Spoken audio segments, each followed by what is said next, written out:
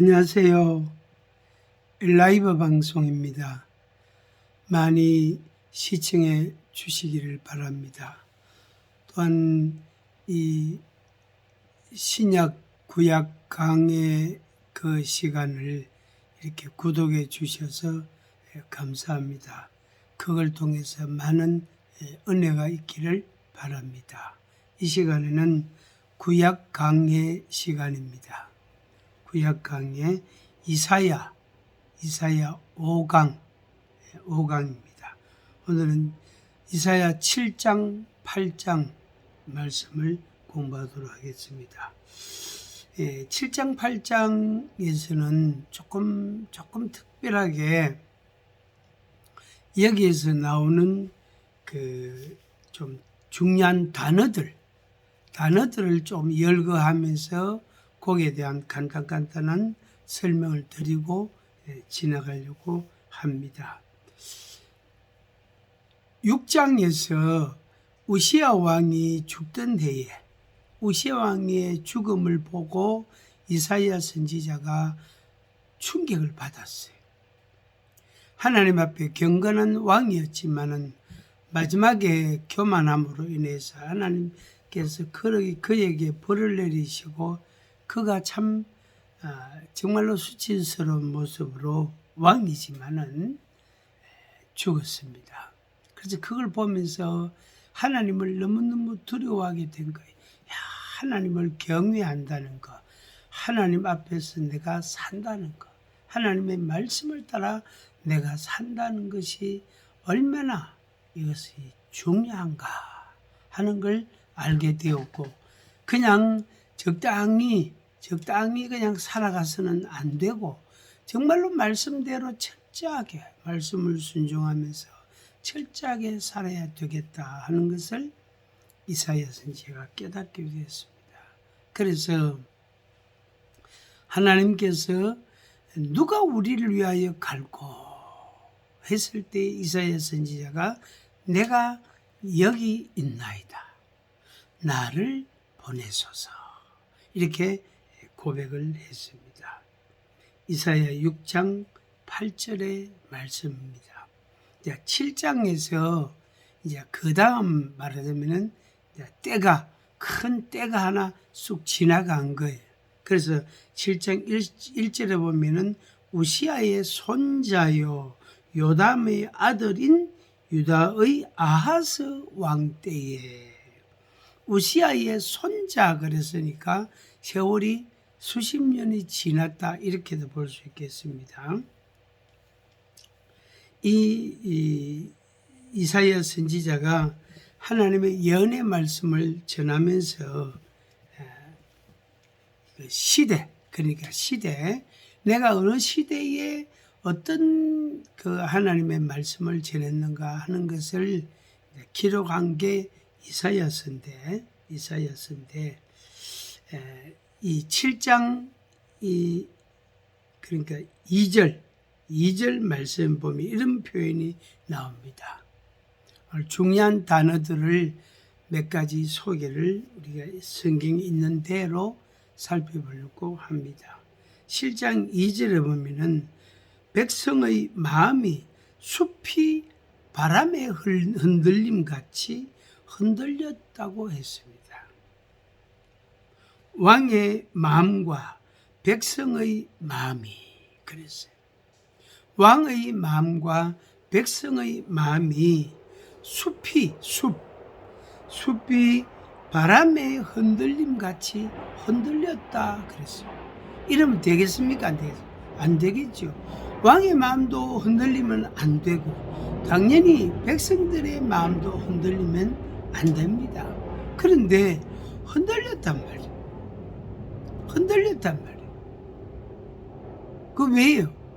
그게 이제 하나님의 역사라는, 그러니까 시간 역사라는 것을 하나님이 주장하시고 통치하시고 그 가운데 사람들을 요긴하게 세우시고 그들을 통해서 하나님의 계시를 나타내시고 그렇게 하셨는데, 이 우시야의 손자 때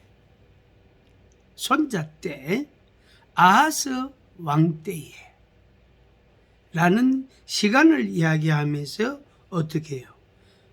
그들의 마음이, 왕과 백성의 마음이 숲이 흔들림같이 흔들렸다고 했습니다. 시청자 여러분, 여러분의 마음은 흔들리지 마세요. 어떤 상황이 일어난다 할지라도, 어떤 일들이 일어난다 할지라도, 누가 무슨 소리를 해도 절대로 흔들리지 마세요. 제가 근래에 한 3, 4일, 2, 3일을 많이 힘들어 했습니다. 그래서 내가 생각하는 것처럼 그렇게 이렇게 좀 전개가 되고 일이 진행이 되면 참 좋을 텐데 그게 안 되고 그냥 정체가 되고 머물러서 버리니까 너무너무 답답한 거예요. 당연히 제 마음에 절망감도 찾아오고 앞으로 어떻게 해야 되나 이런 걱정도 찾아오고 하여튼 반갑지 않는 손님들이 몇 가지가 찾아왔어요. 그래서 참 힘들었습니다. 근데 오늘 아침에 이 찬송을 불렀습니다. 아침 기도를 하면서 주와 같이 길 가는 것 즐거운 일 아닌가. 다시 주와 같이 길 가는 것 즐거운 일 아닌가. 아멘. 맞다. 그래서 하나님께서 오늘 아침에 이 찬송을 시작으로 해서 저를 다시 일깨워 주셔서 다시 일으켜 주셔서 허리를 펴게 하시고 다시 마음의 용기를 내게 하시고 기운을 차리게 하시고 다시 하리라. 다시 해보리라. 다시 내가 수고하리라. 이런 마음을 가지게 됐습니다. 여러분, 시청자 여러분, 구독자 여러분, 어떤 마음인지, 어떤 상황인지 제가 알지 못하지만 여러분들의 그 상황, 여러분의 그 마음 가운데서 하나님의 말씀을 듣고 하나님의 음성을 듣고 하나님의 뜻을 알고 그래서 여러분들이 다시 일어나시기를 주님의 이름으로 축복합니다. 흔들리지 마세요.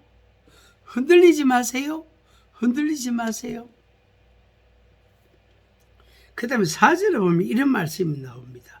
부지깽이 거루터기 이런 단어가 나옵니다. 부지깽이 거루터기 이런 말이에요. 두 부지깽이 거루터기에 불과하니 두려워하지 말며 낙심하지 말라. 그런 말씀을 하셨어요. 여기 부지깽이가 뭡니까? 요즘 세대는 거의 찾아보기 어렵습니다. 옛날에는 시골에서 이제 솥에 밥을 해 먹거나 반찬을 하거나 국을 끓이거나 또 소 먹이를 큰 솥에다가 넣고 그걸 끓일 때에 삶을 때에 그때 사용하는 건데 이런 막대기 같은 겁니다. 물론 이거보다는 길죠. 굵고 이 발 길이만한 기다란 막대기, 이보다 더 긴 것도 있습니다. 기다란 막대기를 불을 붙이는 그 아궁에다가 나무나 무슨 그 낙엽이나 무슨 그런 여러 가지 잡동사니를 그 아궁에다가 막 집어 연다고요.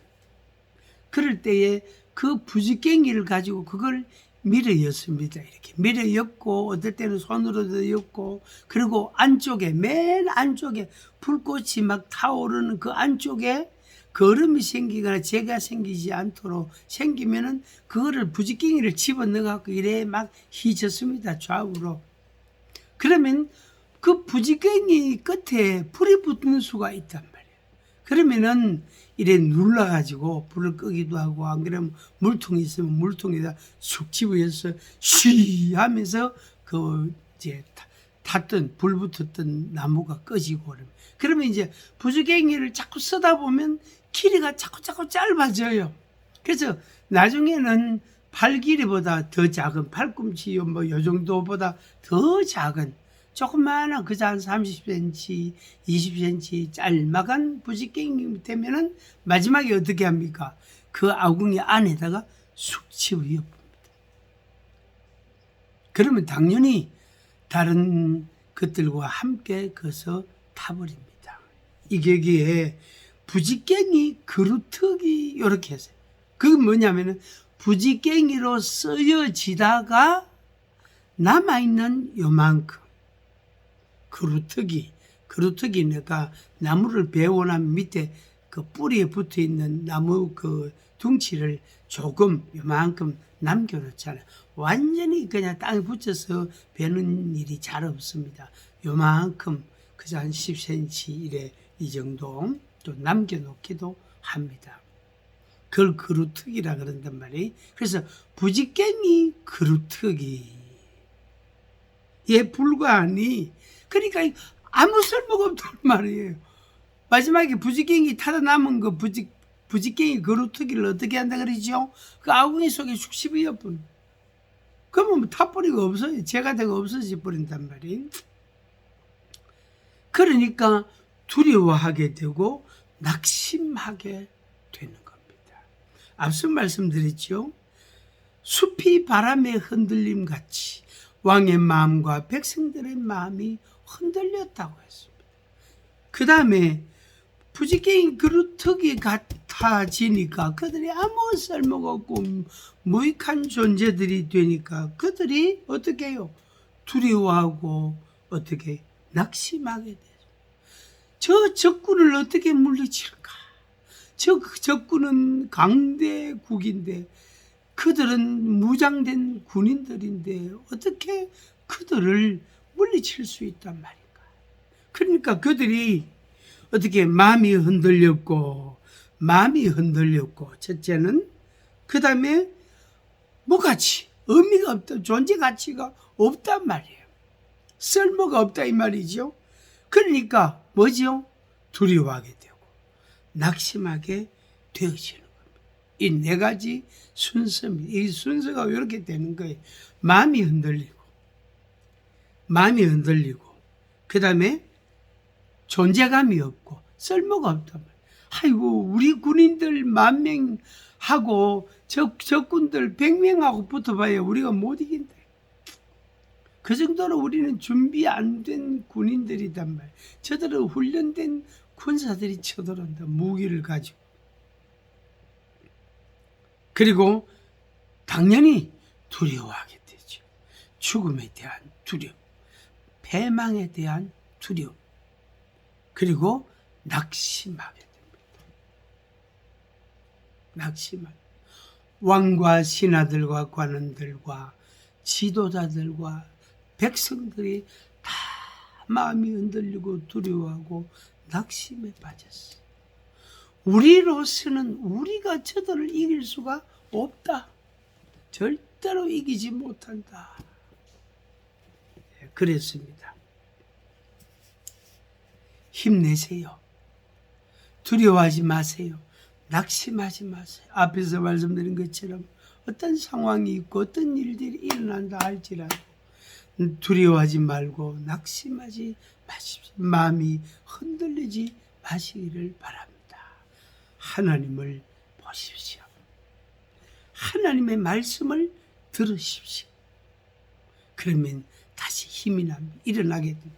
오늘 아침에 제가 다시 일어난 것처럼 여러분들도 일어나게 될 것입니다. 그 다음에 이어서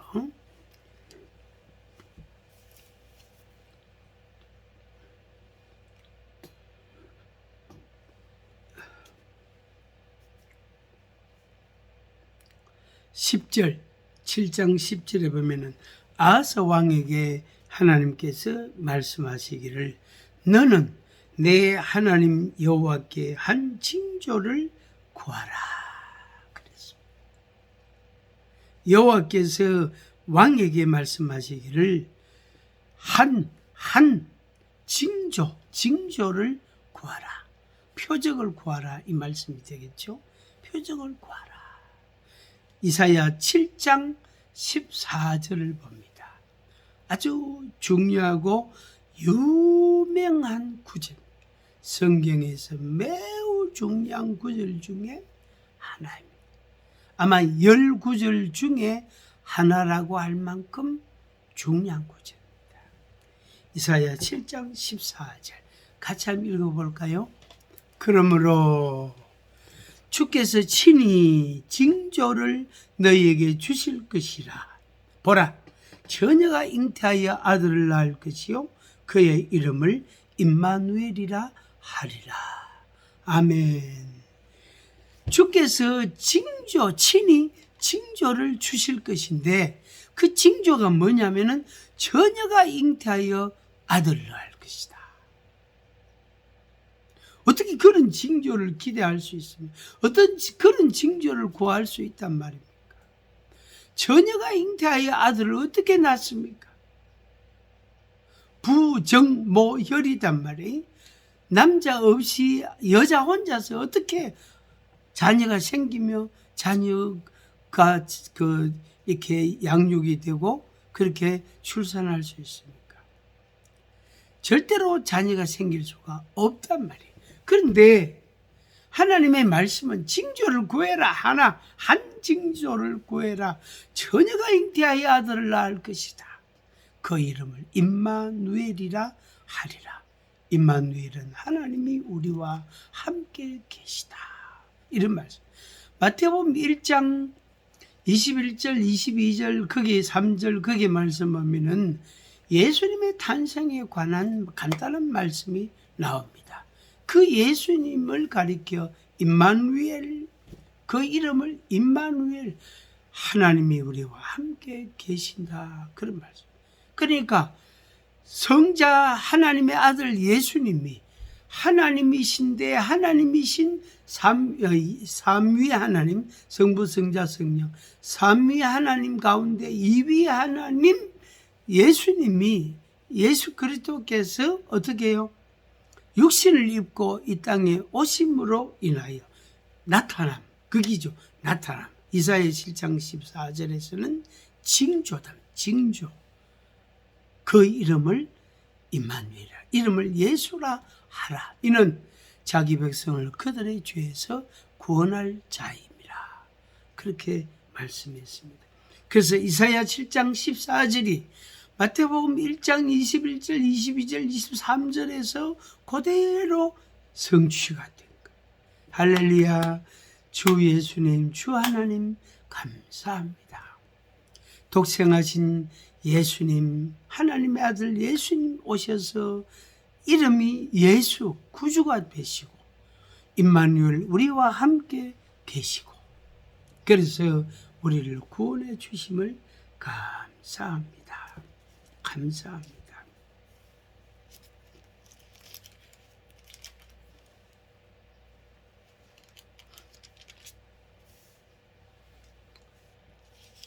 이 아하스 왕이 어떻게 됐습니까? 이 아하스 왕이 어떻게 됐죠? 결과가 어떻게 됐죠? 7장 18절에 그날에는 여호와께서 애굽 하수에서 먼 곳의 파리와 아수르 땅의 벌을 부르시리니 다 와서 거친 골짜기와 바위 틈과 가시나무 울타리와 모든 초장에 앉으리라. 망할 것을 말씀한, 망할 것을.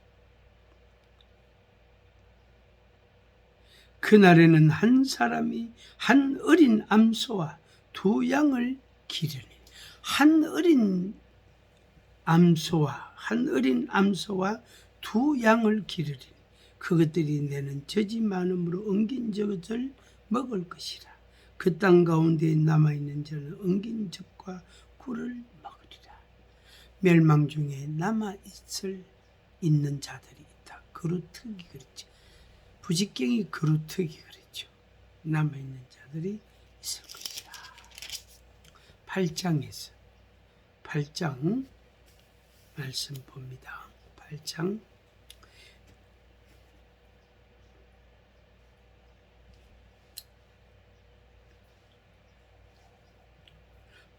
9절 보겠습니다. 9절 8장 9절 너희 민족들아 함성을 질러보아라. 그러나 끝내 어떻게 패망하리라. 아무리 함성을 질러도 패망한다. 패망한다. 안타까운 일입니다. 안타까운 일입니다. 아수르 그러니까 우시야 왕의 그 죄악이 손자 때 내려왔어요. 우시야 왕의 죄악이 아들 손자에게 내려와서 그 시대가 망하게 돼요. 심각한 어려움에 처하게 되는 그 말씀을 예언하신 것입니다. 끝내 패망하리라. 계속 9절 계속 너희 먼 나라 백성들아 들을지어다. 너희 허리를 동이라. 그러나 끝내 패망하리라. 너희 허리에 띠를 띠라. 그러나 끝내 패망하리라. 너희는 함께 계획하라. 그러나 끝내 이루지 못하라. 말을 해보아라. 끝내 시행되지 못하라. 이는 하나님이 우리와 함께 계심이니라. 하나님께서 하나님이 구원하시는 자들은 구원하시지만 하나님께서 패망시키는 자들은 끝내 패망하게 하시는 것입니다. 그래서 오늘 우리가 하나님 중심으로 하나님 편에 서고 하나님 중심으로 그 말씀을 우리가 순복해 갈 때, 순종해 갈 때 우리들이 우리의 죄로 인하여 죽을 것 같았지만 우리의 죄로 우리의 불순종으로 인하여 하나님의 진노를 받을 것 같지만 하나님의 긍휼도 받을 수 있다는 소망을 희망을 우리가 가지게 되어지는 것입니다. 이사야 8장 17절에 이런 말씀이 나옵니다. 하나님의 은혜의 말씀입니다. 이제 야곱의 집에 대하여 얼굴을 가리시는 여호와를 나는 기다리며 그를 바라보리라. 아멘. 야곱의 집에 대하여 하나님께서 얼굴을 가리셨다. 야곱의 자손들에게는 그 이스라엘 백성들에게는 하나님께서 얼굴을 가리셨단 말이에요. 얼굴을 가리셨다. 그런데 어떻게 해요? 이사야 선지자는 어떻게 말했습니까? 여호와를 나는 기다리고 그를 바라보리라. 여호와를 기다리며 그를 바라보리라. 여호와를 기다리며 그를 바라보리라. 여호와를 기다리며 그를 바라보리라. 시청자 여러분, 진노 중에서도 하나님의 긍휼을 바라보십시다. 기다리십시다. 세상이 다 망하는 것 같아도 하나님의 은총이 우리에게 있다는 사실. 세상이 다 망한 것 같았지라도 하나님의 사랑이, 하나님의 그런 소망이, 위로가 우리에게 있다는 말입니다. 이사야 선지자가 여호와를 나는 기다리리라. 나는 여호와를 기다리고 나는 여호와를 바라보리라. 나는 여호와를 기다리고 여호와를 바라보리라. 이 은혜와 이 축복이 여러분들에게 있기를 바랍니다. 자, 오늘 마음이 흔들리지 마십시오. 두려워하지 마십시오. 낙심하지 마십시오. 그리고 뭐지요? 세상 강대국들이 그렇게 강대한 나라, 강한 군대를 가진 나라였지만 망하는 걸 보고 하나님의 은총을 기대하는 겁니다. 하나님의 은혜를 기대하는 겁니다. 그래서 선지자가 외칩니다. 여호와를 기다리라. 여호와를 기다리라. 여호와를 기다리라. 나는 여호와를 기다릴 것이다. 나는 여호와를 기다릴 것이다. 나는 여호와를 바라보리라. 나는 여호와를 바라보리라. 이 소망, 이 외침, 여러분의 심장에서, 여러분의 입에서 선포되기를 바랍니다.